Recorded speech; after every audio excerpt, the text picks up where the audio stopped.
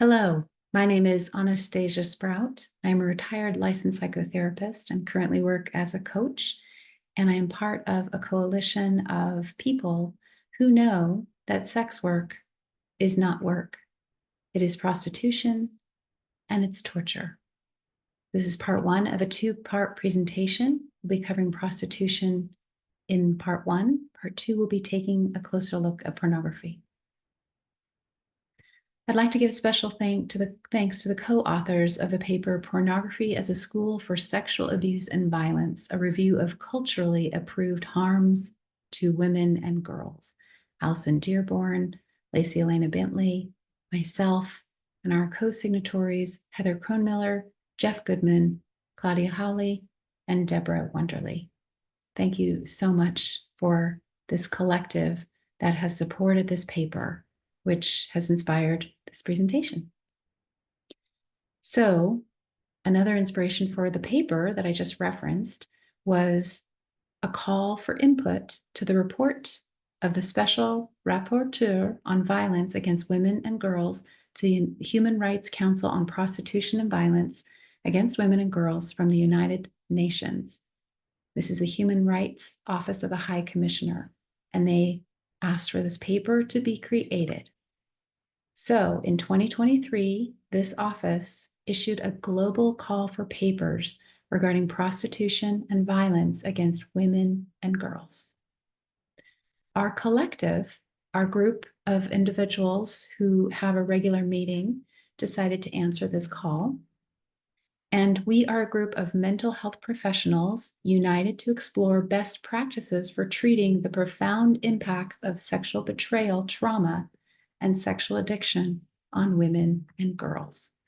So we are therapists, we are coaches, we are ministers, and we practice supporting women in psychotherapy or coaching or ministerial care, pastoral care around the country, around the United States. In January 2024, this collective began collaborating on a paper to address pornography, as I just stated, and we submitted it to the United Nations for the Human Rights Office, looking at the role of prostitution and violence against women and girls. In early 2024, it was accepted and published on the UN website, where it continues to be available for the public to see.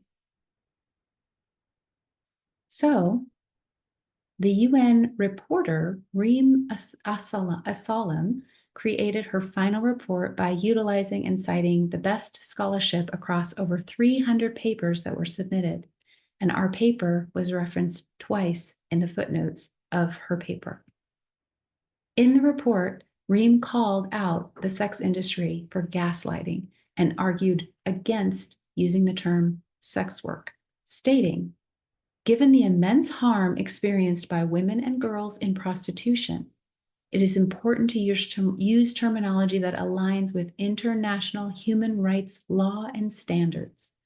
Terms like sex work sanitize the harmful reality of prostitution and wrongly depict prostitution as an activity worthy and dignified as any other work.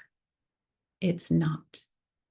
And I'm telling you this as someone who has been trafficked as a child, was used in pornography and prostitution, and who told myself that it was fun, it was good, it was powerful, it was pleasurable, and all the things I self-gaslighted, which now happens on a global scale. And the truth is, it is not worthy and dignified as any other work. And any honest person who has done this will agree with you if you say that. So after that paper was released, there were backlash that occurred by the sex, which I call the rape industry. If you look at the history and current practices of the sex industry, you will see that it is oriented around and profits off of rape and their allies. So of course they sent in a well-funded pro-sex work propaganda machine. They ignored the actual issues in the paper and simply did a straw man attack for Assalam personally, using the same old abusive name-calling tactics that they've used on porn protectors, people like myself who have stood up for children's rights to innocence. And Reem Assalam, they called her gender critical because she's actually stood up and said that there's a distinction between sex and gender and it matters. They called her anti-trans, they called her a Nazi, genocidaire, extremist.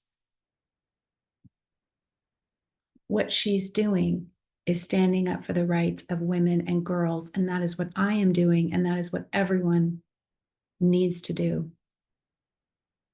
So after the backlash, there was another organization, the European Network of Migrant Women, who issued an expert statement on the matter. And they created a paper called European Pimp States Oppose Protecting Vulnerable Women from Abuse of Prostitution. And this came out in Brussels in June 27th of this year, 2024. And they quoted, prostitution reduces women and girls to mere commodities and perpetuates a system of discrimination and violence that hinders their ability to achieve true equality. Pimp states are those who legalize and profit from the exploitation of prostitution, and in this debate included Greece, Luxembourg, the Netherlands, Belgium, Austria, Croatia, and Switzerland. And then the European Union joined the pimp states. Another quote, by continuing to focus on a tiny minority who say they are free in prostitution, the pretty woman, when compared to all women and girls that have been victims of prostitution, we hold women and girls hostage to no action and allow states and societies to get away with not addressing underlying causes that push women and girls into prostitution. We need to look at the bigger picture of what's really going on here. So the root causes of prostitution include, as they wrote about in their expert statement, pervasive structural inequalities between women and men, aka male supremacy or the toxic patriarchy, women's disadvantaged economic position, sex, ethnic, and racial discrimination, neglect, and I added this with an asterisk because as working in a psychotherapist specializing in treating women and girls who have compulsive sexual and pornography use, what I've seen is they have suffered tremendous neglect, violence, and untreated trauma. And this is disproportionately higher in women. And we're seeing it now more than ever. The use of precise and appropriate terminology as recommended by Reem Assalam is crucial in addressing the issue of prostitution and sexual exploitation. Assalam highlights that terms such as sex work can trivialize the severe violence inflicted on those involved in prostitution.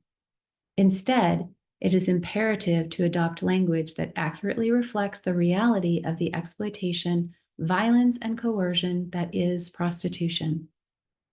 This distinction is not merely semantic. It shapes the legal, social, and political frameworks within which policies are developed and implemented. So there's more key findings of the UN report from the Special Rapporteur. By using the terms that recognize the exploitative nature of prostitution, we ensure that the focus remains on protecting the victims, holding perpetrators accountable, and dismantling the systems that perpetuate such abuses. This clarity in language fosters a more truthful and effective dialogue on human rights and aligns with international legal standards while prioritizing the dignity and well-being of all individuals. Prostitution must be urgently recognized as a system of violence, exploitation, and abuse. I'm going to say that again. Prostitution must be urgently recognized as a system of violence, exploitation, and abuse. Prostitution as a system of violence and exploitation that disproportionately affects marginalized and vulnerable women and girls from low-income backgrounds who are displaced. The violence and abuse inherent to prostitution, where coercion, physical violence, and psychological manipulation are common, negates any meaningful notion of voluntary participation, especially for women who are poor and therefore vulnerable to economic coercion and pressure. Prostitution leads to significant health damage inflicted on women, including high rates of sexual abuse, reproductive harm, and mental and physical injuries. It is absolutely brutal what happens to women who are sold and girls. We need to look at this. The report advocates for an abolitionist approach that prioritizes the criminalization of buyers and pimps while decriminalizing those in prostitution, coupled with comprehensive support services and exit strategies. The report highlights how the proliferation of pornography, including AI-generated content, perpetuates harmful stereotypes, distorts healthy sexual norms, and contributes to the objectification and exploitation of women and girls globally. Pornography can constitute sexual exploitation, a filmed form of prostitution. And I know from the research when people actually talk to women in prostitution, they say that there's no separation between prostitution and pornography now. If they are engaged in a transactional sexual experience, very, very often with no consent, the John or the buyer will pull out their cell phone and start creating pornography of them. They may broadcast it live, or they may capture it for their later use, and there's no additional payment for that. This happens all the time. So, a prominent prostitution researcher, Farley and Kennedy from 2024, created a Prostitution is Torture paper called Torture and its Sequela Among Prostituted Women in the United States. And in this paper, what they found was that extreme violence and psychological abuse have been extensively documented and are pervasive in prostitution. Survivors of prostitution report high levels of post-traumatic stress disorder, dissociation, depression, and self-loathing. These are the same sequelae reported by torture survivors. Now, if you're picking up an intensity for me and I'm struggling to pronounce some words, it's because I feel so strongly about this. Severe forms of violence have been categorized as torture by experts. We have a consciousness about what torture is. This includes strangulation, rapes, beatings, restriction of movement, denial of privacy, sleep, or food, and being forced to witness the torture of others. Torture is commonly suffered during prostitution and should be appropriately named. The benefits of calling physical, sexual, and psychological torture are holistic treatment for victims that can include medical and psychological torture rehabilitation interventions and peer support, as already established by state-sponsored torture victim treatment models. The reduction of survivors' shame and self-blame. And I've spoken with many women who exited commercial sex, or self-trafficking as I call it, and said, I had no idea that I was involved in prostitution. It was sold to me as something else. I thought it was fun. I thought it was this. I thought it was glamorous. But in the end, they took on incredible shame and self-blame from those experiences, and they could never hang on to the money. The other benefit of being honest about what it actually is it's easier for society to comprehend the high levels of complex post-traumatic stress, dissociation, and functional life difficulties that survivors of prostitution and torture suffer.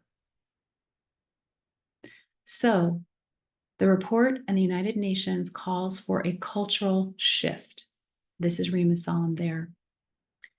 She challenges the status quo, demanding a reevaluation of how societies address the exploitation of women and girls. And this report calls for an immediate shift toward policies that uphold dignity, human rights, and equality for all. Melissa Farley et al.'s findings implore accurate language. We need to call torture torture and not romanticize it. In conclusion, prostitution is not sex work. It is a system of violence and exploitation, especially of poor and marginalized women. Prostitution is not sex work, it is torture.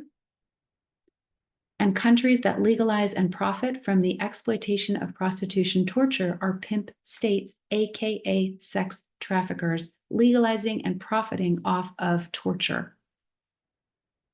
So we have entire countries that are actively sexually trafficking, and they're hiding it behind this gaslighting language.